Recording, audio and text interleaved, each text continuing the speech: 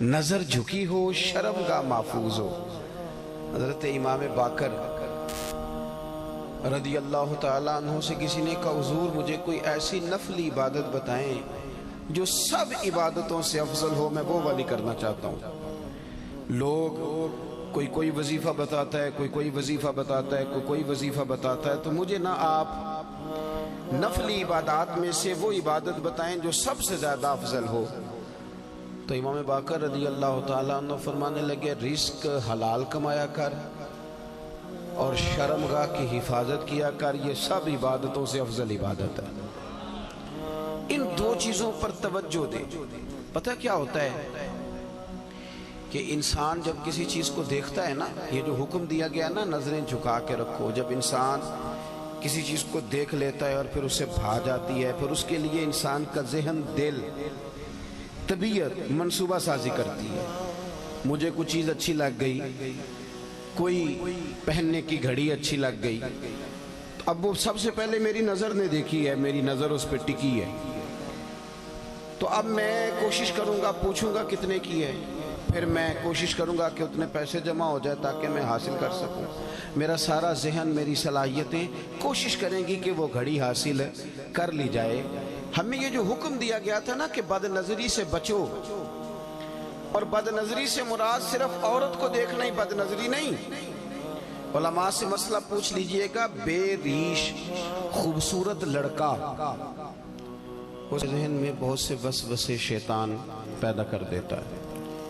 پھر اسی طرح کا حکم بے ریش لڑکوں کے لیے، خوبصورت اور بغیر داڑھی کے وہ لڑکے، وہ نوجوان، ان کے لیے بھی ہمارے علماء نے یہی مسئلہ بیان فرمایا کہ ایسے لوگوں پر بھی اگر کوئی شخص اس لیے نظر ڈالتا ہے کہ اس کی نظر میلی ہے تو اسی حکم کے اندر آئے گا کہ اس نے بد نظری کی۔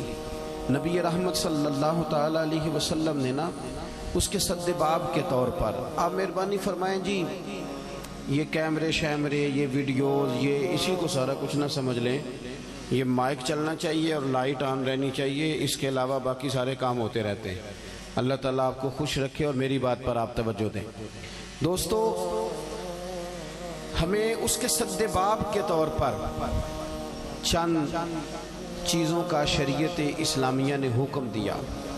ایک تو یہ کہا کہ اپنی نظر کو جھکا کے رکھا جائے، انسان کی نظر بے دریغ ادھر ادھر نہ اٹھے، وہ اپنی طبیعت میں کوئی ایسا ہیجان پیدا کرنے سے ہی بچے کہ وہ میلی چیزوں کو دیکھے۔ پھر اس کے ساتھ ساتھ عورتوں کو حکم دیا گیا کہ وہ باپردہ رہیں، اپنی زینت کو ظاہر نہ کریں۔ ہمارے زمانے کے اندر عورتیں اپنی زینت کو ظاہر کرنے میں اس قدر زیادہ عروج پکڑ گئی ہیں کہ کوئی انہیں منع کیا کرے، وہ لوگ جنہوں نے منع کرنا تھا وہ خود اس جرم میں شریک ہو جاتے ہیں۔ عورت کے لیے یہ حکم تھا کہ وہ بن سنور کے باہر نہ نکلے، اپنی زینت اپنے خامند کے علاوہ کسی پر ظاہر نہ کرے۔ اب آپ یہ دیکھیے کہ یہ مردوں کی بہت بڑی ذمہ داری تھی کہ وہ خواتین کو اس پر سمجھاتے اور قائل کرتے، ان کی توجہ اس بات پر دلاتے کہ تمہارا اپنی زینت کو چھپانا تمہارے لیے فائدہ مند ہے۔ جدید ہمارا جو سیکولر طبقہ ہے وہ یہ کہتا ہے کہ پردہ عورت کے لیے قید ہے، تو ہم یہ کہتے ہیں کہ رات کو جو آپ تالا لگا کے اپنے گھر کو اندر سے سوتے ہیں اور سارے کباڑ آپ بند کر لیتے ہیں تو کیا آپ قید ہو کے سوتے ہیں؟ جب آپ نے سارے تالے لگائے، میری طرف توجہ کریں جی، آپ مہربانی فرمائیں، موبائلوں پہ کم دھیان دیں، اتنا تو وقت ہی نہیں ہے، مجھے رخصت ہونا ہے آپ سے۔ کیا جب آپ سارے دروازے بند کرتے ہیں گھر کے اور ساری کھڑکیاں بند کرتے ہیں اور تالے لگا کے آپ چابیاں بھی چھپا لیتے ہیں تو کیا آپ اپنے گھر میں قید ہو رہے ہوتے ہیں کہ محفوظ ہو رہے ہوتے ہیں؟ بول کے بتائیے۔ چلیں کچھ بھی نہیں ہوتا، اگر آپ بولیں گے تو میرا وعدہ ہے کچھ بھی نہیں ہوگا۔ قید ہوتے ہیں کہ محفوظ ہوتے ہیں؟ او خدا کے بندے، قید ہونا اور بات ہے، محفوظ ہونا اور بات ہے۔ بس اس باریک نقطے کو سمجھ لیں کہ عورت جب پردہ کرتی ہے تو وہ قید نہیں ہوتی، وہ محفوظ ہوتی ہے۔ وہ گندی نظروں سے، میلے کچیلی نظروں سے اپنے آپ کو محفوظ کرتی ہے۔ حدیث سنیے، بہقی میں موجود ہے، امام بہقی فرماتے ہیں کہ لعنت اس پر جس نے بری نظر سے دیکھا۔ हुजूर फरमाते हैं लानत उस पर जिसने देखा, और फरमाया लानत उस पर जिसे देखा गया। जिसने देखा उस पर भी लानत और जिसे देखा गया। इसका क्या मतलब है? इसका मतलब ये है कि जो बंदा बन सवर कर तैयार होकर, जो औरत बन सवर कर तैयार होकर बाहर निकली ही इसलिए थी कि मुझे देखा जाए, उसके जहन में ये बात थी मुझे देखा जाए, तो हुजूर फरमाते हैं इस पर भी लानत हो। मुझे बतलाइए ना, ये जो औरतें नए कपड़े पहन के और भड़कीले किस्म का फैशन करके बाहर निकलती हैं, किस मकसद के लिए निकलती हैं? शादी ब्याह और दीगर तकरीबात में जो जाया जाता है उसके पीछे मकसद क्या होता है? क्या वो इसलिए जाती हैं कि सिर्फ मेरा खामद मुझे देखे, सिर्फ इसलिए कि मेरा शौहर मुझे देखे, इसलिए जाया जाता है? उसका मकसूद क्या है? और फिर जो आकर के तबसरे किए जाते हैं कि फलां ने मेरे आज कपड़े को देखा, मेरे डिजाइन को देखा तो वो देखती रह गई, इसका माना क्या है? कुछ जगह तो ऐसी हैं ना मेरे भाई, जहां हम गैर मुहतात होते हैं तो हालात खराब होते हैं। इको जरा कम करेंगे। कुछ जगह तो ऐसी हैं जहां हम पहले खुद कोई ऐसी चिंगारी जलाते हैं कि जिससे फिर लावा पकता है और हालात खराब होते हैं। तो पर्दे का जो खास हुक्म था, पर्दे के ताल्लुक से जो खास चीजें थी, मुझे आप क्या लेने दें, आज आप क्या लेने दें कि वो पाबंदी दीनदार लोग भी नहीं कर सके। उन्होंने भी तवज्जो नहीं की, उन्होंने भी ख्याल नहीं किया। मसलन एक इस्लामिक प्रोग्राम चल रहा है और दीनी सवाल और जवाब हो रहे हैं और मुफ्ती साहब ने और अल्लामा साहब ने और फलाने साहब ने बताने, तो वो कोई लड़का भी पूछ सकता था उस प्रोग्राम में लड़की का क्या काम था। उसको एज ए स्पेशल बिठा के उससे सवाल जवाब करना माना क्या है? समझ नहीं आती बात की, मतलब क्या है इस बात का भाई। और भी लोग दलील के तौर पर पेश करते हैं जी फलाने साहब भी बैठते हैं, तो मैंने कहा फलाना साहब दीन के लिए दलील नहीं है, दीन के लिए रसूल पाक की जात दलील है। नबी करीम सल्लल्लाहु ताला अलैहि वसल्लम ने जहाँ हद फासिल कायम कर दी है, वहाँ उस हद को कोई भी तोड़े, वो मैं भी तोड़ूं तो गलत हूँ, कोई भी तोड़े, इसलिए कि मेयार हुजूर की जात। पिराने उजाम का सिलसिला है, पिराने तरीकत का, तो अल्लाह खैर फरमाए, उनका भी अलग माहौल है। वो साहिबाने तरीकत भी कहते हैं कि बेटियां होती हैं जी, मुरीदनियां बेटियां होती हैं। आपके पास तो इसकी नस कोई नहीं ना, लेकिन नबी पाक की अज़वाज मोमिनों की माएँ हैं, इस पर तो कुरान की नस मौजूद है ना कि वो मोमिनों की माएँ हैं तुम्हारी। तुम तो कह रहे हो ना बेटियां होती हैं, बेटियों जैसी हैं, हो गई तुम्हारी बात, तुमने कर ली, पर इस पर तो नस मौजूद है ना, इस पर तो कुरान मजीद की वाज़े बय्यन मुहकम आयत मौजूद है ना कि ये नबी करीम की जो अज़वाज हैं ये मोमिनों की माएँ हैं। लेकिन हजरत उम्मे सलमा रदी अल्लाह ताला अन्हा फरमाती हम बैठी हुई थी, तो नाबीना सहाबी हजरत अब्दुल्ला इब्ने मखतूम आए, तो नबी करीम ने फरमाया पर्दा करो। पीर साहब ये माँ है मोमिन की, और वो माँ जिसे कुरान ने माँ कहा है, हुजूर ने फरमाया पर्दा करो।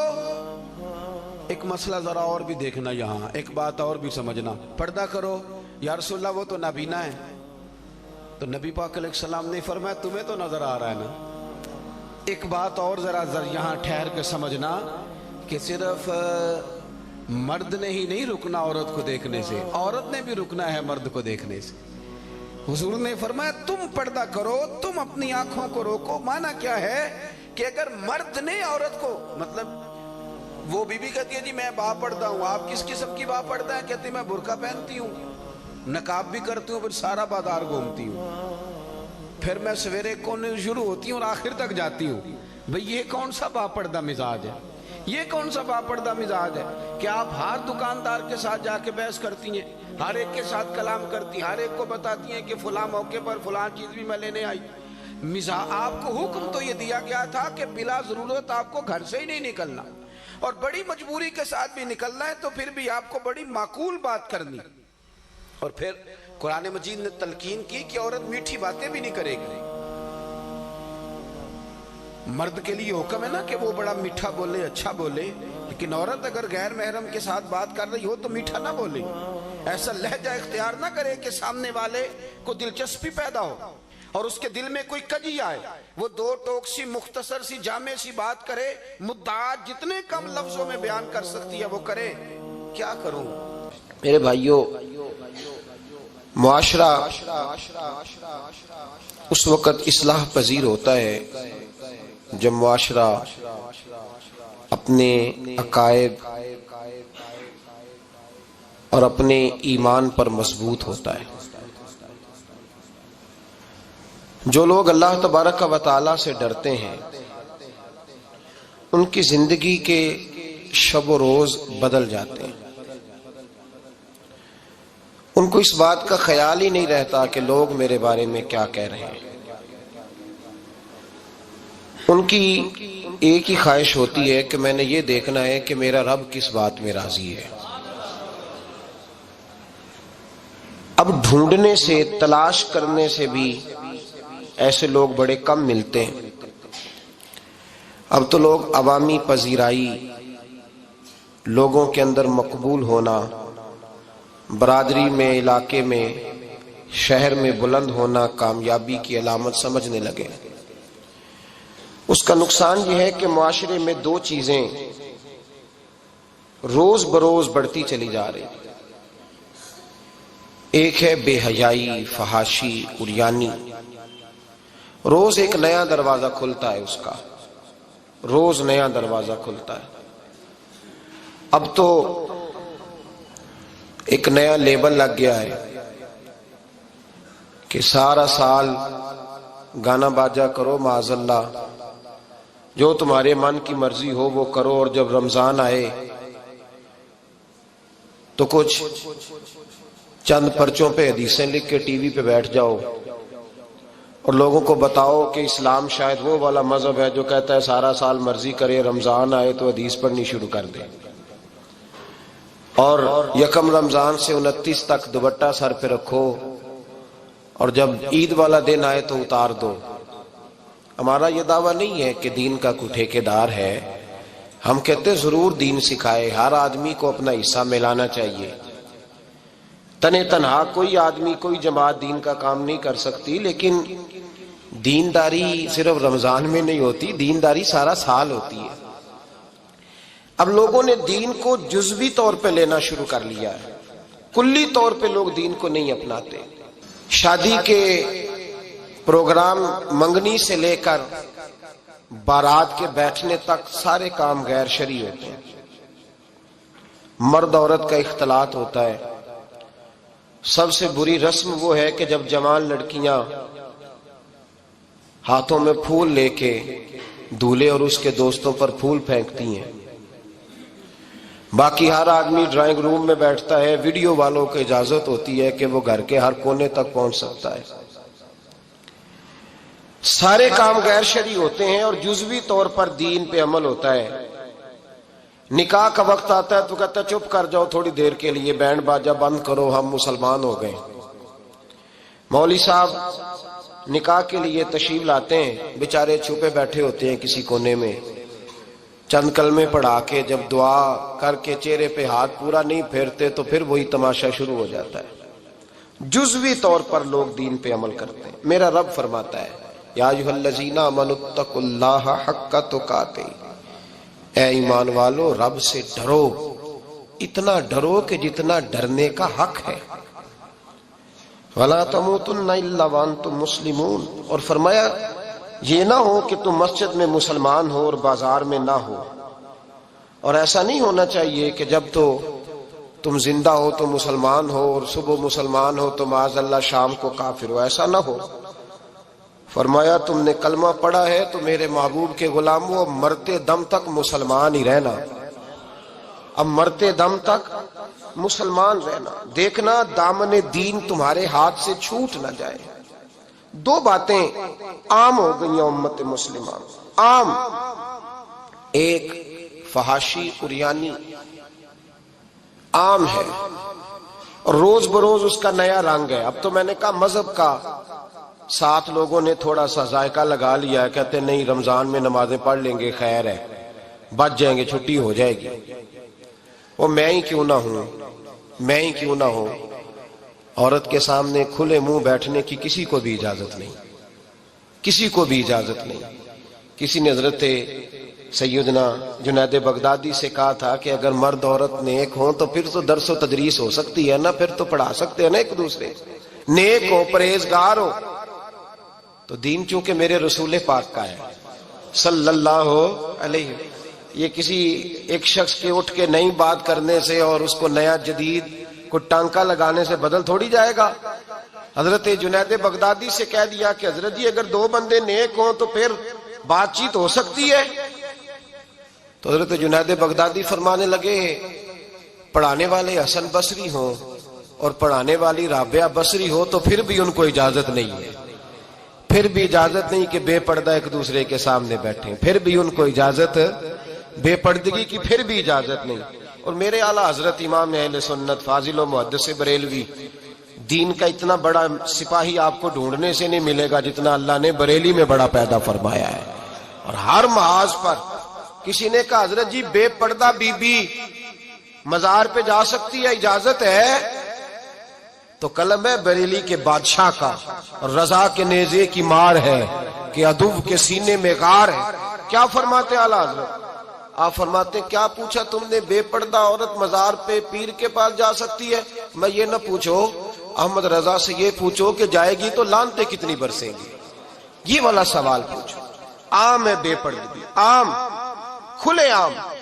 اور میرے بھائی لوگ کہتے ہیں جدید ہونا چاہیے, یاد رکھو اسلام فقط گناہ سے منع نہیں کرتا, اسلام وہ دروازہ ہی بند کرتا ہے جس رستے سے گناہ ہو سکتا ہے, وہ دروازہ ہی بند ہے. کہا مرد اور عورت کو ایک دوسرے کا چہرہ دیکھنے کی اجازت ہی نہیں. میرے رسول کریم صلی اللہ علیہ وسلم نے فرمایا زنا صرف مرد اور عورت کی خلوت صحیحہ کا نام تھوڑی ہے. فرمایا جس نے اپنی آنکھ کو گندا کیا وہ آنکھ کا زانی ہے, اور جس شخص نے اپنے کان سے بری بات سنی وہ کان کا بدکار ہے. اور محبوب فرماتے ہیں جس نے اپنے آنکھوں سے بری چیز کو دیکھا وہ آنکھ کا, اور جس نے بول کر لذت کا یہ سامان فراہم کیا وہ زبان کا زانی ہے. اسے بھی قیامت کے دن اسی طرح پوچھا جائے گا جس طرح زانی کو پوچھا جائے گا. میرے بھائی امت مسلمہ کا وقار میرے رسول کریم علیہ الصلوۃ والسلام کے غلاموں کے دلوں میں شرم و حیا بھر دیا گیا. علامہ واقدی کہتے ہیں حضرت سعد بن ابی وقاص نے مدائن فتح کیا. مدائن کا ایک شہر تھا, اس کی بڑی بڑی اونچی بلڈنگیں تھیں. جو آدمی بھی جاتا تھا وہ سب سے پہلے جس شہر کی کوئی چیز معروف ہوتی ہے لوگ اس کو دیکھتے ہیں. اونچی اونچی بلڈنگیں تھیں, سب سے زیادہ اس شہر کے لوگوں نے اونچے مکانات اور زیادہ تعمیرات کر رکھی تھیں. حضرت سعد بن ابی وقاص لشکر لے کے گزرے تو لشکر میں بوڑھے لوگ نہیں ہوتے, جوان لوگ ہوتے, توانا لوگ ہوتے, اور بڑے جیدار سپاہی تھے. 10,000 صحابہ کی جماعت تھی. حضرت سعد بن ابی وقاص امیر لشکر تھے. اب عیسائیوں نے ایک چال چلی, انہوں نے کہا مسلمان جب بازار سے گزریں گے لڑائی تو ہم ان کے ساتھ لڑ نہیں سکے, ہم وہ والا طریقہ اختیار کرتے ہیں کہ مسلمان قابو میں آ جائیں گے. ہم عورت کو بطور تیر کے استعمال کرتے ہیں, ہم اس کو بطور جال کے پھینکتے ہیں. کیا کیا؟ عورتوں کے ہاتھوں میں پھول دیے, پلیٹیں پکڑائیں, بلڈنگوں کی چھتوں پہ کھڑا کر دیا. فرمایا تم ان پر پھول پھینکنا, اگر 2-4 سپاہی بھی ہم اپنے قابو میں کرنے میں کامیاب ہو گئے تو دراڑ تو پڑ گئی نا, تم ان پر پھول پھینکنا. یہ دیکھیں رسم چلی کہاں سے, ہم نے اپنا لی ہے, چلی کہاں سے اور ہم نے اس کو اخذ کر لیا, رواج بن گیا. حضرت سعد بن ابی وقاص رضی اللہ تعالیٰ عنہ جب اس بازار سے گزرے تو آگے آگے امیر لشکر کا گھوڑا تھا, پیچھے 10,000 صحابہ گھوڑوں پہ بیٹھے. حضرت سعد بن ابی وقاص سے نظر اٹھا کے دیکھا تو عورتیں تو کھڑی ہیں پھول لیے. کفر کی چال کو سمجھ گئے کہ یہ بے حیائی کا جال پھینک کے ملت کے جوانوں کے دلوں سے غیرت ایمانی چھیننا چاہتے ہیں, یہ مسلمانوں کے دلوں سے تقوی کی روشنی چھیننا چاہتے ہیں, یہ قرآن پاک کا سرور اور عبادت کا نور چھیننا چاہتے ہیں, یہ بے حیائی کا کلک لگا کے ان کے دلوں سے رسول اللہ کا درود چھیننا چاہتے ہیں, یہ محبت رسول کے سوتے خشک کرنا چاہتے ہیں. جب دیکھا تو فوری طور پہ گھوڑے پہ چڑھے اور جناب سعد نے قرآن پڑھنا شروع کر دیا. وَقُلْ لِلْمُؤْمِنِينَ يَغُضُّوا مِنْ أَبْصَارِهِمْ کہا مومنو، تمہارے رب نے تمہارے نبی کی زبان سے تمہیں حکم دیا ہے کہ تم نے نظریں نیچی رکھنی ہے۔ جب حضرت سعد بن نبی وقاص نے آیت پڑھی تو صحابہ کہتے ہیں ہمیں یوں لگا کہ جیسے ابھی آیت نازل ہو رہی ہے اور سیدھی دلوں سے ٹکرا رہی ہے۔ 10,000 کا لشکر گزر گیا، عورتیں پھول پھینکتی رہیں، لیکن کسی ایک صحابی نے بھی نظر اٹھا کے نہیں دیکھا۔ جب لشکر گزرا تو ان بیبیوں نے پلیٹیں پھینکی اور کہنے لگی عیسائیوں تم کتنے نالائق اور کس قدر بڑے تم بد تہذیب ہو کہ اپنی عورتیں استعمال کرتے ہو لوگوں کو قابو کرنے کے لیے، کس قدر تم زیادہ غیرت سے گرے ہوئے ہو، اور یہ کتنا اعلیٰ طبقہ ہے کہ ہم دادے توجہ دیتی رہی، انہوں نے پلٹ کے نہیں دیکھا۔ کہنے لگے تم جھوٹے ہو، اور جس رسول کے غلام اتنے اعلیٰ درجے کے پائے کے حیا والے ہیں وہ نبی کتنی شان والا ہوگا۔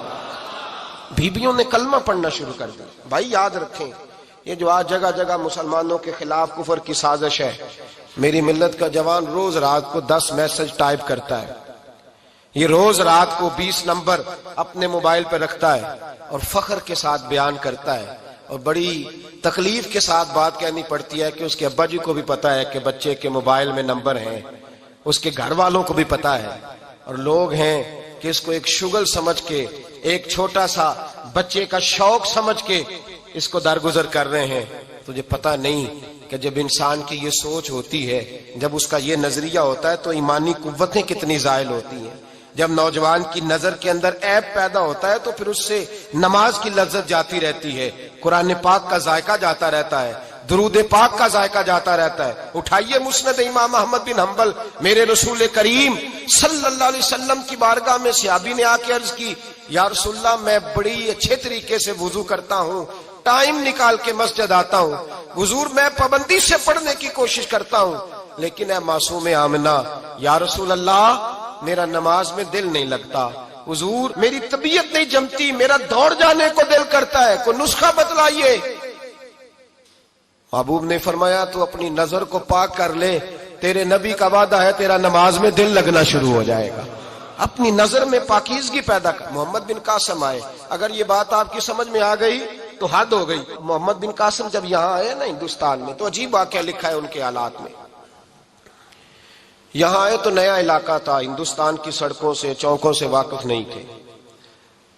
جب تشریف لائے، راجہ دہر ان کے مقابلے میں تھا، جنگ کرنی تھی، لشکر لائے تو خود بھی ابھی 17 سال یا 19 سال کے جوان تھے، اور ساتھ بھی لشکر جوانوں کا تھا۔ ایک بزرگ تھے قافلے میں، بزرگ کہتے ہیں میری محمد بن قاسم سے ملاقات ہوئی تو میں نے اس شخص کے چہرے پر پریشانی دیکھی، شدید تکلیف میں دیکھا، تو میں نے کہا جرنیل مسلمانوں کے تو کس پریشانی میں ہے؟ تو محمد بن قاسم کہنے لگے پریشانی یہ ہے کہ ہم عربی ہیں، یہ عجم کا علاقہ ہے، ہم تو رستوں سے بھی واقف نہیں۔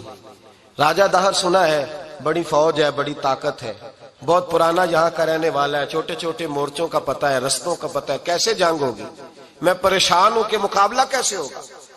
وہ بزرگ کہتے ہیں میں نے بھی دعا کی، تسلی دی، میں نے کہا اللہ تیری مدد کرے گا۔ میں گزر گیا، 3-4 دن کے بعد ملاقات ہوئی تو میں نے محمد بن قاسم کے چہرے پر بڑی روشنی دیکھی، ہنستے اور مسکراتے دیکھا، توانائی دیکھی، وقار دیکھا، اطمینان اور سکون دیکھا۔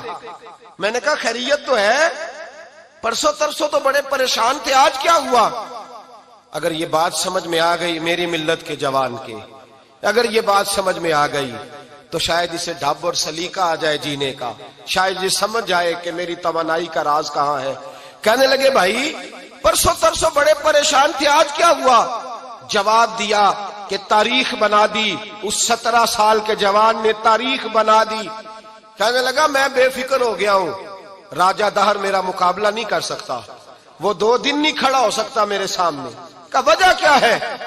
محمد بن قاسم کہنے لگے میں نے تحقیق کی ہے، مجھے پتا چلا ہے کہ راجہ دہر ذہن کا گندا ہے، نظر کا ناپاک ہے، وہ سینے بند کا برا ہے، مجھے پتا چلا ہے وہ تو چچا زاد بہن کو نہیں چھوڑتا، وہ تو خالہ زاد پہ بری نظر رکھتا ہے، مجھے پتا چلا ہے کہ اس کے تو اپنے علاقے کی عورتیں اس کی نظر سے محفوظ نہیں ہیں۔ کہنے لگا جو گندی نظر کا جوان ہوتا ہے وہ کسی میدان میں نہیں ٹھہر سکتا۔ کہنے لگا میری 17 اور 19 سال کی جوانی ہے، مجھے قسم ہے گنبد خضرا کی، میں نے جب بھی دیکھا ہے یا مصطفیٰ کا درود دیکھا ہے یا رسول اللہ پہ نازل ہونے والا قرآن دیکھا ہے۔ میرا مقابلہ کیسے کرے گا؟ میرے مقابلے میں کیسے آئے گا؟ جو نظر کا گندا ہو، کردار کا ناپاک ہو، وہ کسی کے مقابلے میں آ سکتا؟ اور ملت کے جوان یاد رکھ، جب تک نظریں ناپاک ہوتی ہیں اس وقت تک وجود کمزور ہوتے ہیں، جب تک نظریں ناپاک ہوتی ہیں ارادوں میں دراڑیں ہوتی ہیں، جب نظریں ناپاک ہوتی ہیں پھر عقیدے متزلزل ہوتے ہیں، جب نظریں ناپاک ہوتی ہیں پھر انسان کوئی بھی مہم سر نہیں کر سکتا، اور جب نظر پاک ہوتی ہے۔ حضرت عبداللہ بن حذافہ جہاد کر رہے تھے، روم کے عیسائیوں نے گرفتار کر لیا، 1000 آدمی نے مل کے پکڑا، گرفتار نہیں ہوتے تھے صحابی، 1000 آدمی نے گھیرا ڈالا، گرفتار کر کے لے گئے، اور جب بادشاہ کے سامنے گئے تو وزیر کہنے لگا بادشاہ بندہ بڑے کام کا ہے، اگر ہمارے قابو آ گیا تو فائدہ دے گا، صحابی ہیں حضرت عبداللہ بن حذافہ، حضرت فاروق اعظم کا زمانہ ہے، اگر قابو آ گیا تو فائدہ دے گا۔ بادشاہ کہنے لگا کیوں، کیا خوبی ہے؟ کہنے لگے ہم 1000 آدمی تھے، یہ اکیلا قابو نہیں آ رہا تھا، 1000 آدمی تھے، اگر ہماری فوج میں شامل ہو گیا تو بہت بڑا جرنیل ملے گا۔ بادشاہ کہنے لگا کوئی مسئلہ نہیں، 2-3 چیزیں ہوتی ہیں بندے کو خریدنے کے لیے، خرید لیتے ہیں۔ بادشاہ کہنے لگا عبداللہ جتنی دولت تجھے چاہیے میں تجھے دے دیتا ہوں، میرے لشکر میں آ جا، معاذ اللہ اسلام چھوڑ دے۔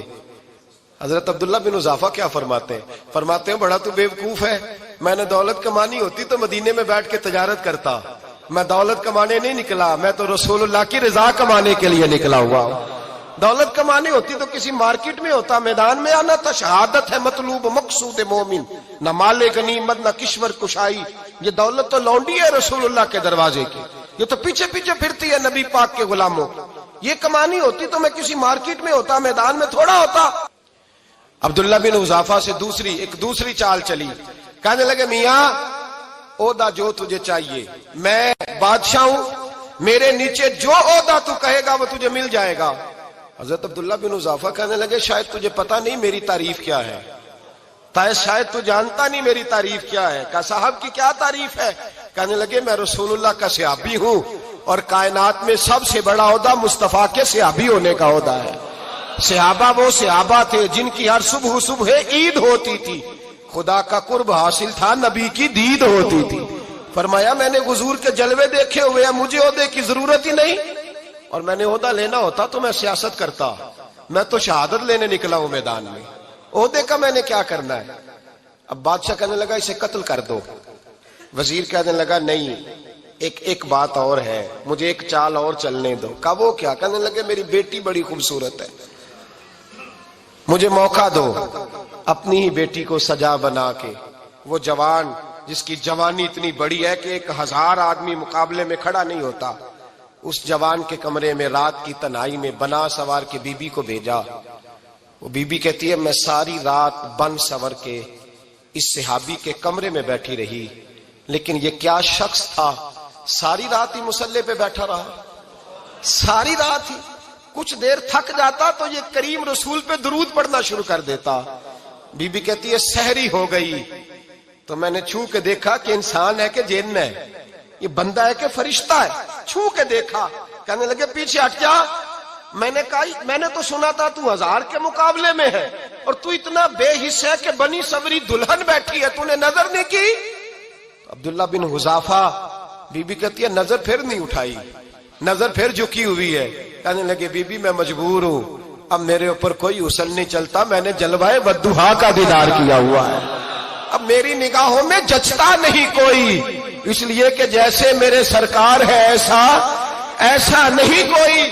کبھی بھی اب نہیں کسی کا میرے اوپر جادو چلتا، میں نے مصطفیٰ کو، اور کہا ذرا پیچھے ہٹ کے بیٹھ، مجھے میرے رسول نے غیر محرم سے بچنے کا حکم دیا ہے، ذرا پیچھے ہٹ کے بیٹھ۔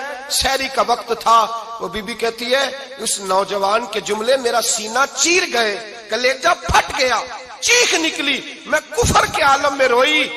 میں نے کہا مجھے بتا تو صحیح، آخر یہ جذبہ کہاں سے ملتا ہے، آخر یہ روشنی تو میں نے دیکھی نہیں، کہاں سے آتی ہے؟ ایک میرا باپ ہے جو بنا سور کے مجھے تیرے کمرے میں چھوڑ گیا، بتلا یہ کہاں سے کیف آتے ہیں؟ عبداللہ بن حذافہ کہنے لگے اگر کیف لینا ہے تو بھی میرے مصطفیٰ کا کلمہ پڑھ جا، آجا دروازہ رسول پہ جھک جا، مل جائے گا۔ سویرے دروازے پہ باپ آیا بیٹی سے رزلٹ لینے، دروازہ کھولا تو بیٹی نقاب پہنے باہر آئی۔ باپ کہنے لگا کیا بنا؟ کہنے لگی پیچھے ہٹ جا، تو غیر محرم ہے، کافر ہے، میں مسلمان ہوں۔ اس نے کہا کیا ہوا؟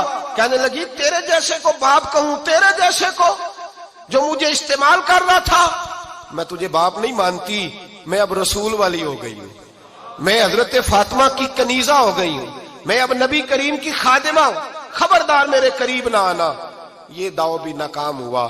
اب حضرت عبداللہ بن حذافہ کے سامنے موت کھڑی کی، ایک کڑا میں تیل گرم کیا، کہنے لگے تجھے اس میں جلایا جائے گا۔ حضرت عبداللہ بن حذافہ رضی اللہ تعالیٰ عنہ جب جلنے کے قریب ہوئے تو رونے لگے۔ روم کا بادشاہ کہنے لگا شاید ڈر گیا ہے، کہنے لگے اب سمجھ آئی ہے، اب تجھے پتا چلا ہے، چلا آ جا۔ حضرت عبداللہ بن حذافہ کہنے لگے تو کافر ہے، تیری کافروں والی سوچ ہے، اس لیے نہیں رویا کہ موت سے ڈر گیا ہوں، میں تو اس لیے رویا ہوں کہ ایک جان ہے، وہ نبی پاک پہ قربان ہو رہی ہے، کاش رب مجھے 1000 جان دیتا، میں ساری مصطفیٰ پہ قربان کر دیتا۔ فاضل بریلوی فرماتے ہیں کروں تیرے نام پہ جاں فدا، نہ بس ایک جاں 2 جہاں فدا، اور میرا 2 جہاں سے بھی نہیں جی بھرا، میں کروں کیا کہ کروڑوں جہاں نہیں۔ اور میاں صاحب فرماتے ہیں وہ کچا رنگ للاری والا جیڑا چڑھدا لیندا رہندا، اے عشق تیرے دا رنگ محمد چڑھ جائے پھر نہیں لیندا، عشق تیرے دا رنگ محمد چڑھ جائے پھر اے نہیں لیندا۔ میرے بھائی وہ روم کا بادشاہ کہنے لگا دنیا میں نے بھی بڑی دیکھی ہے، پر جیسے پاک صاف مصطفیٰ کے غلام دیکھے ایسا میں نے کوئی نہیں دیکھا۔ او بھائیو، نظر پاک ہو، روح پاک ہو، مزاج پاک ہو، پھر انسان بڑے بڑے کام کرتا، پھر وہ مہمات کو سر کرتا، پھر وہ صرف ایک گھر کے لیے نہیں، وہ ملت کے لیے فائدہ مند ہوتا ہے، پھر وہ گھرانوں کو لے کر چلتا ہے، پھر وہ بڑے بڑے معاشرے تشکیل دیتا ہے۔ میرے رسول کریم صلی اللہ علیہ وسلم نے پاک صاف ذہن کے لوگ تیار کیے۔ حضرت مرثد فرماتے ہیں میں ایک عورت پہ عاشق تھا، جب کلمہ پڑھا نبی پاک نے میری پشت پہ ہاتھ پھیرا، میں نے کہا حضور کوئی نصیحت؟ نبی پاک نے فرمایا نظر کو پاک رکھنا۔ آپ فرماتے ہیں عورتیں میرے پیچھے بھاگا کرتی تھیں اور مجھے کہا کرتی تھی اب تو دیکھتا کیوں نہیں؟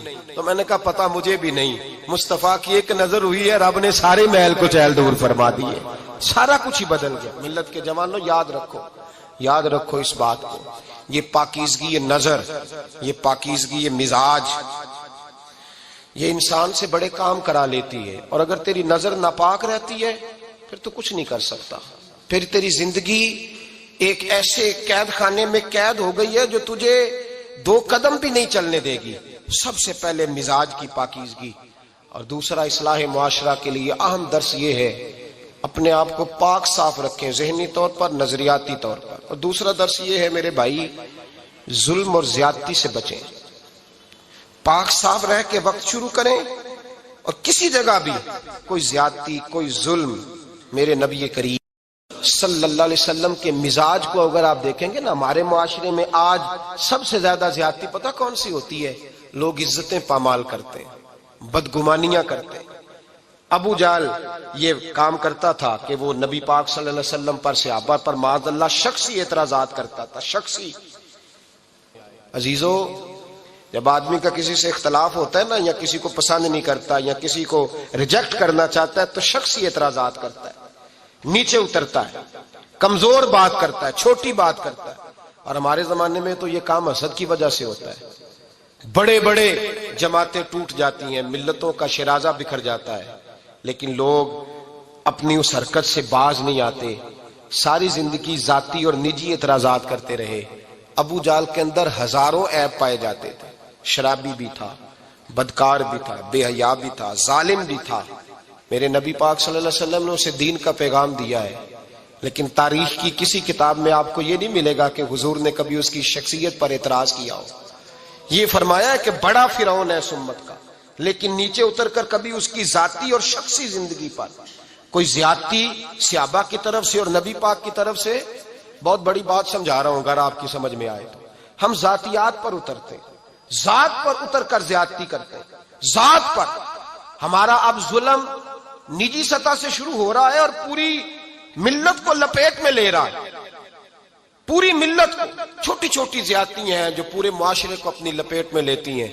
میرے نبی کریم علیہ السلام نے جو دین ہمیں دیا ہے وہ خیر خواہی کا مذہب ہے، وہ بھلا کرنے کا مذہب ہے، وہ کام آنے کا مذہب ہے، وہ ظلم سے بچنے کا مذہب ہے. میرے نبی پاک نے فرمایا ظلم سے بچ جانا، قیامت کے اندھیروں میں جو بڑا اندھیرا ہوگا وہ ظلم ہوگا.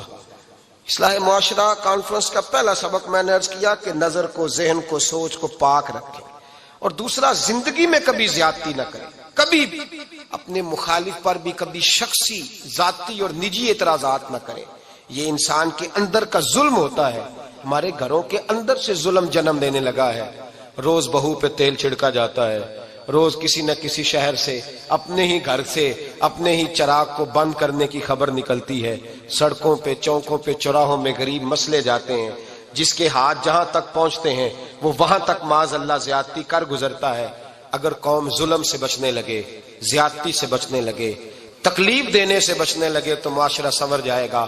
میرے رسول کریم علیہ السلام نے اپنے غلاموں سے پوچھا تھا بتاؤ مفلس کون ہوتا ہے؟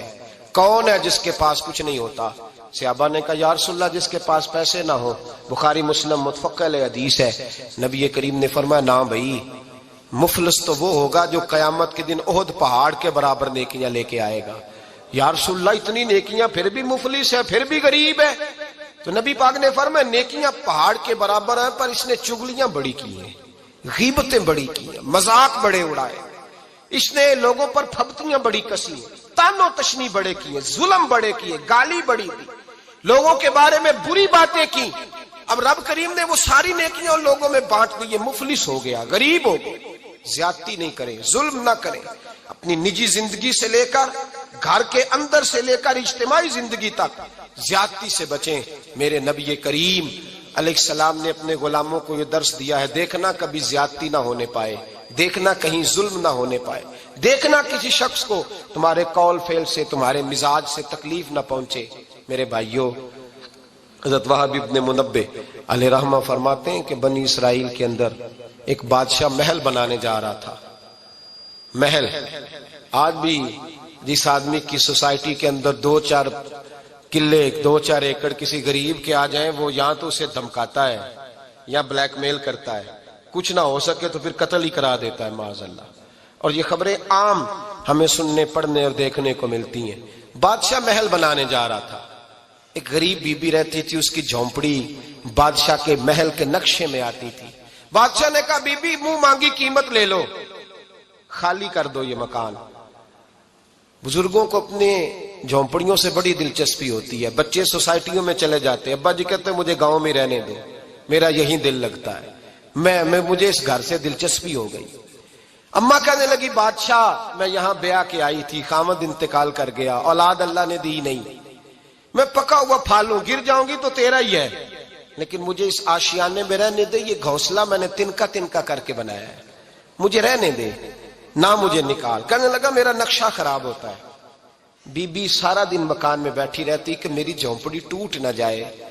ظالم کی نظر میں آ گئی ہے کہیں میرا یہ آرزوؤں کا محل چکنا چور نہ ہو جائے. سارا دن ڈیوٹی کرتی. بادشاہ نے بھی 2-4 سپاہی کھڑے کر دیے، جب گھر سے نکلے تو بلڈوز کر دینا، مکان کو گرا دینا. وہ خاتون کتنی دن بندہ بیٹھ سکتا ہے. ایک دن سر شام گھر سے نکلی، 2-1 گھنٹے کے بعد واپس آئی تو مکان گر گیا تھا، دیوار بن گئی تھی. حضرت وہب ابن منبہ فرماتے ہیں بس اس نے دعا کی، اس نے دعا کی تو رب کریم نے وہ شہر سارا تباہ کر دیا. اس بی بی نے 2 جملے کہے تو الٹ پلٹ دیا وہ سارا شہر. میرے نبی کریم علیہ السلام نے فرمایا جب مظلوم کے ہاتھ دعا کے لیے اٹھتے ہیں تو عرش کا مالک آسمان سے کہتا ہے کھول دے سارے دروازے، اس کے بیچ کوئی پردہ نہیں رہنا چاہیے، آنے دے. مظلوم ہے، اس پر ظلم ہوا ہے، ظلم ہوا ہے. لوگ کہتے ہیں میں بے چین رہتا ہوں صاحب، مولانا صاحب، پیر صاحب، وہ گھر کے ایک کونے سے چیخنے کی آواز آتی ہے، کوئی دم مل جائے، کوئی تعویذ ہو جائے، کچھ ایسا ہو جائے کہ بچت ہو جائے، کوئی ایسی پھونک لگ جائے کہ آرام آ جائے. تو میں کہتا ہوں بھائی اگر بڑے دم کرانے سے بھی فرق نہیں پڑا، اگر بڑے تعویذ لینے سے بھی چیخیں بند نہیں ہوئی تو ذرا ٹٹول کے دیکھ لو کہیں کسی یتیم کی آہیں ہی نہ دفن ہو وہاں، کہیں کسی غریب کا گوشت تو نہیں دبا لیا، کہیں کسی کو لوٹ کے تو دیوار نہیں بنا لی، کہیں کسی کا مکان پہ قبضہ کر کے تو نہیں بنایا. اگر لوٹ اور حرام کا مال ہو تو پھر چیخیں بند نہیں ہوتی، پھر سکون سے سویا نہیں جاتا، پھر وہاں آرام کی نیند نہیں آتی۔ حضرت وہب ابن منبہ فرماتے ہیں بی بی آئی اور آ کر کے اس نے جب دیکھا میرا گھر ٹوٹ گیا ہے، محل ٹوٹ گیا ہے، حالات بدل گئے ہیں، تو خاتون آتی ہے اور میرے بھائی دعا کی تو اس نے انداز ہی بدل کے رکھ دیے۔ مکان سے نکلی تو مکان ٹوٹ گیا، اور فرماتے ہیں واپس آئی تو ہاتھ پھیلا کے پتہ کیا کہتی ہے؟ کہتی اے اللہ میں تو موجود نہیں تھی، بتا تو کہاں گیا تھا؟ تو بھی موجود نہیں تھا، میں تو نہیں تھی، پر تو کہاں تھا؟ بس رب کریم نے حضرت جبریل کو حکم دیا، فرمایا یہ بستی الٹ دو، ساری تباہ کر دو، یہ لوگ نہیں رہنے چاہیے، جو ظلم تو سہتے ہیں بغاوت نہیں کرتے، نہیں رہنے چاہیے۔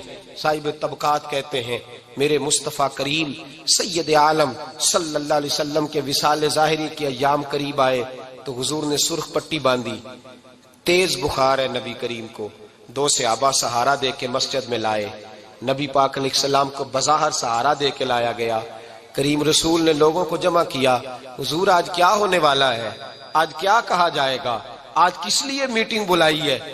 نبی کریم کے کل صحابہ جب مسجد میں جمع ہوئے تو کھچا کھچ مسجد بھری ہے۔ وصال ظاہری سے چند یوم پہلے کی بات، نبی پاک نے فرمایا آج تمہیں کوئی جہاد کی ترغیب نہیں دینی، آج کوئی نیا پیغام نہیں دینا، آج تمہیں بتانا ہے کہ رب نے اپنے بندے کو اختیار دیا ہے، چاہے تو دنیا میں رہے، چاہے تو اس کی بارگاہ میں حاضر ہو جائے۔ اس عبد نے بارگاہ ربوبیت کی طرف لوٹنے کا ارادہ کر لیا ہے۔ حضرت صدیق اکبر رونے لگے تو صحابہ نے کہا تمہیں کیا ہوا؟ کہنے لگے سمجھ نہیں رہے، کسی کی بات نہیں کر رہے، نبی پاک تو اپنی بات فرما رہے ہیں، اس نے جانے کا ارادہ کر لیا۔ سنیے میرے بھائی، محبوب پاک نے فرمایا بھائی کسی شخص کو میری طرف سے کوئی تکلیف پہنچی ہو تو بدلہ لے سکتا ہے، بدلہ لے سکتا ہے، کسی کو تکلیف پہنچی ہو۔ صحابہ پھوٹ کے رونے لگے، محبوبہ کرم ہی کرم ہوا ہے، رحمت ہی رحمت آئی، آپ کے بارے میں گمان کرنے والا بھی دائرہ ایمان سے نکل جائے گا۔ حضور آپ کیا فرما رہے ہیں؟ فرمایا نہیں بھائی اٹھو۔ پیچھے سے جناب عکاشہ بن محسن اٹھے، ہاتھ کانپتے ہیں، آگے بڑھے، کہنے لگے یا رسول اللہ ایک جنگ کے موقع پر آپ نے درہ مارا تھا، ننگی پیٹھ پر صفیں سیدھی کراتے، بات دل میں رہ گئی ہے، میں نے بدلہ لینا ہے۔ نبی کریم نے فرمایا بلال دوڑ کے جاؤ، فاطمہ کے گھر درہ پڑا ہے، درہ لاؤ۔ سیدنا بلال حبشی کہتے میں گیا، دستک دی، سیدہ طیبہ طاہرہ حضرت فاطمہ فرمانے لگی بلال کیسے آئے ہو؟ اماں جی وہ درہ چاہیے تھا۔ سیدہ کو تشویش ہوئی، کہنے لگے بلال نہ تو جنگ پہ جانا ہے، نہ جہاد ہے، نہ کوئی ایسا موقع ہے، حضور کی تو طبیعت مبارک بظاہر بڑی علیل ہے، درہ کیا کریں گے؟ حضرت بلال عرض کرنے لگے اماں جی ایک صحابی بدلہ لینے لگے ہیں، صاحب طبقات نے جملے لکھے ہیں، کہتے ہیں بی بی صاحبہ نے درہ بھی دیا اور امام حسن حسین کو بھی باہر نکالا۔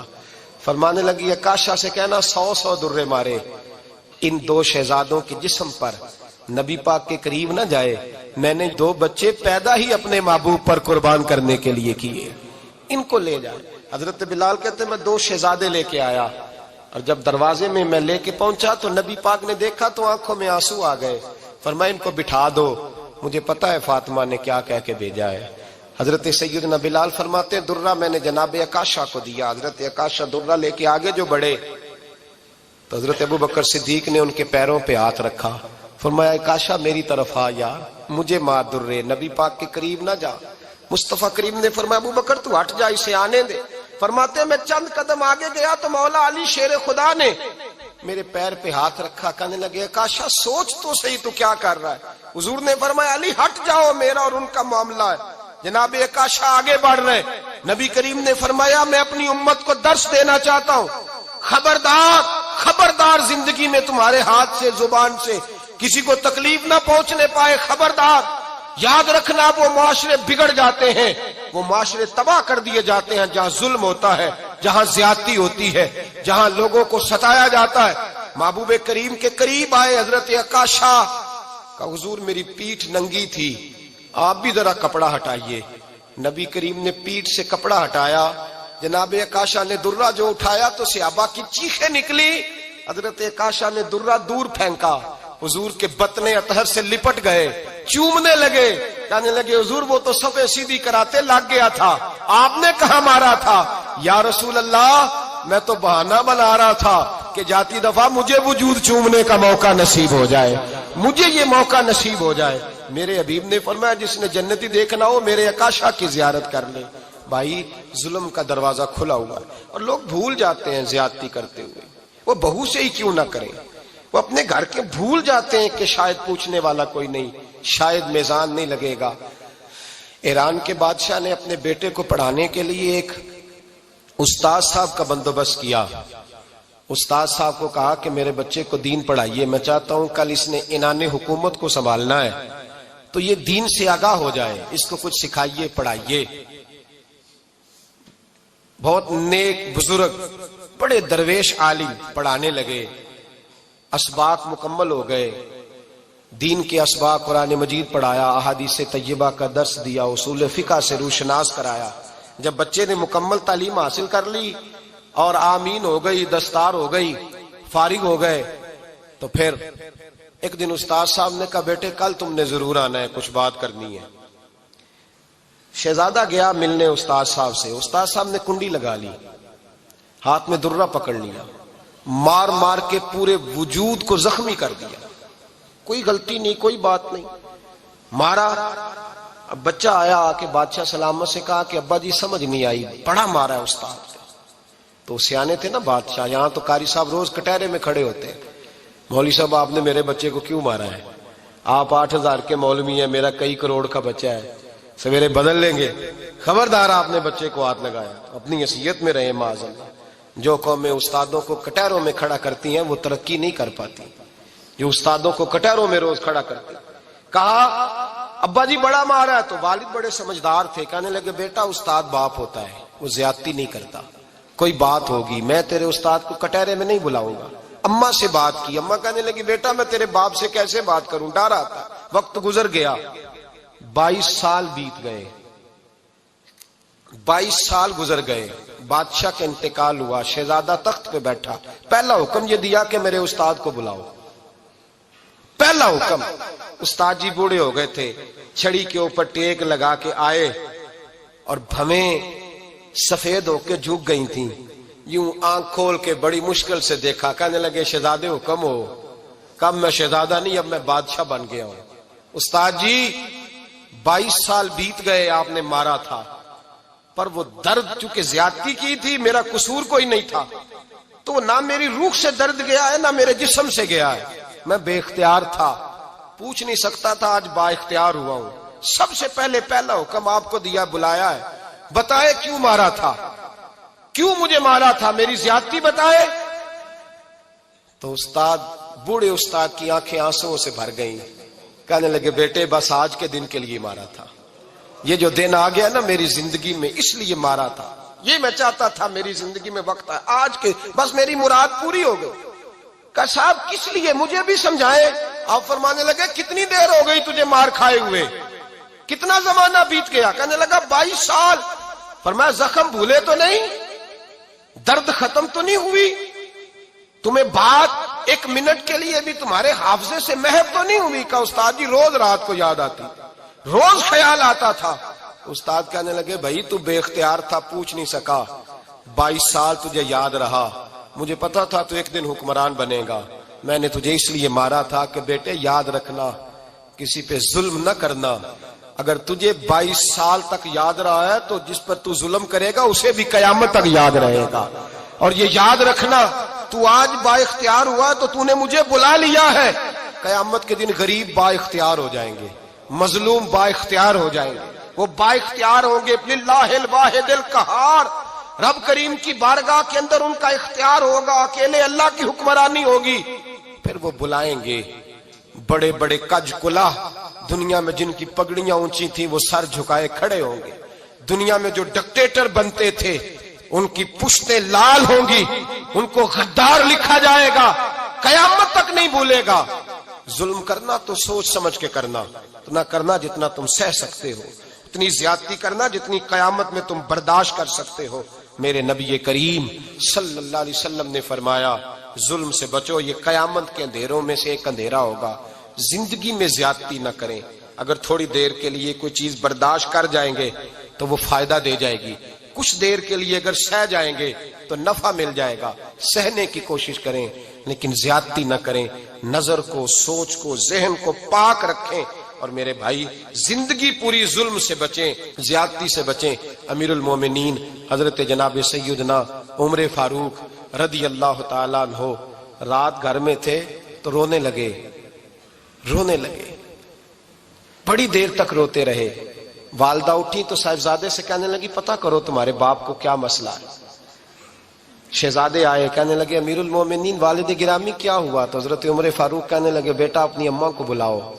والدہ آ گئیں، کیا بات ہے؟ کچھ طبیعت خراب ہے تو حکیم کا بندوبست کیا جائے۔ تو حضرت عمر کہنے لگے کچھ بھی نہیں، آج مسجد سے نکلا ہوں تو نبی پاک کے صحابہ میری تعریفیں کر رہے تھے۔ یہ حضرت فاروق اعظم کے وصال کے قریب کے دن ہے، تعریفیں تو حضرت یہ رونے کی بات ہے کہ خوش ہونے کی؟ آپ فرمانے لگے نہیں، سوچتا ہوں باہر تو میں اچھا رہا ہوں، پتہ نہیں گھر میں ہی کوئی زیادتی نہ ہو گئی ہو، پتہ نہیں تمہارے ساتھ بھی میرے معاملات ٹھیک تھے کہ نہیں، صحابہ تو تعریف کرتے ہیں، رو رہا ہوں تمہاری وجہ سے نہ الجھ جاؤں، بیوی ہی نہ کہے میرا حق ہی ادا نہیں کیا۔ یہ لفظ کہتے کہتے پہاڑ ہے یہ شخص، کیسر و کسرا کامتے ہیں۔ حضرت عمر رو پڑے، بی بی سے کہنے لگے مجھے اللہ کی رضا کے لیے معاف نہیں کر دیتی؟ میرے اوپر بوجھ تھا امت کا، میں ساری رات مدینے کی گلیوں میں پھرتا تھا، دن سارا مسجد میں گزرتا تھا، میں تجھے وقت نہیں دے پایا، معاف نہیں کر دیتی؟ تو زوجہ کہنے لگی نہیں عمر، میں نے بھی زندگی میں اپنا کوئی سکھ چین نہیں دیکھا، کوئی چاؤ پورا نہیں کیا، میں کیسے معاف کر دوں؟ میں نہیں معاف کرتی۔ حضرت عمر زمین پہ بیٹھ گئے، رونے لگے، کہنے لگے چل معاف کر دے۔ کہنے لگی ایک وعدہ کرو، قیامت کے دن رب کریم کی بارگاہ میں میری سفارش کرو گے؟ اللہ کی بارگاہ میں عرض کرو گے کہ اللہ اچھی تھی، مجھے کپڑے دھو کے دیتی تھی، روٹی پکا کے دیتی تھی، میری عزت کی محافظ تھی؟ جناب عمر کہنے لگے تیرے ساتھ وعدہ ہے، رب اپنے فضل سے عمر کو جنت دے گا تو عمر تجھے جنت میں ساتھ لے کر کے جائے گا، تیرے ساتھ وعدہ ہے۔ میرے بھائی جن کے دلوں میں احساس تھا کہ ہم سے کوئی زیادتی نہ ہو جائے کسی جگہ، وہ تو یہاں تک معاملہ کرتے تھے، یہاں تک ان کا خیال رہتا تھا۔ عزیزو، ایک تو نظر میں حیا پیدا کریں، والدین کی بہت بڑی ذمہ داری ہے۔ لاکھوں بچے مرضی کی شادیاں کر رہے ہیں، ہزاروں گھر اجڑ رہے ہیں، یہ وہ والا زہر ہے جو ہر گھر میں تیزی سے پھیلتا چلا جا رہا ہے۔ پہلے ہم کہتے تھے کہ بچہ باہر نہ نکلے، اب کہتے ہیں اللہ کہیں موبائل لے کے تنہا نہ بیٹھ جائے، کہیں تنہا نہ بیٹھ جائے، کیا بنے گا اس کا اگر یہ گندگی اور یہ ایسا نشہ ہے جو اجاڑ کے رکھ دیتا ہے انسان کی توانائیوں کو۔ ایک تو ذہن کو، طبیعت کو پاک رکھیں، دوسرا زیادتی کبھی نہ کریں۔ یہ دو سبق اگر امت کو یاد ہو جائیں تو پھر معاشرہ بڑی تیزی سے اصلاح پذیر ہوگا۔ کافر اسی پچ ہو گیا، پھر تسبیح مصلی کی کرنا، اساں ظاہر نوں رب منیائے، باطن دا اللہ کی کرنا، اساں ظاہر نوں رب منیائے، باطن دا اللہ کی کرنا۔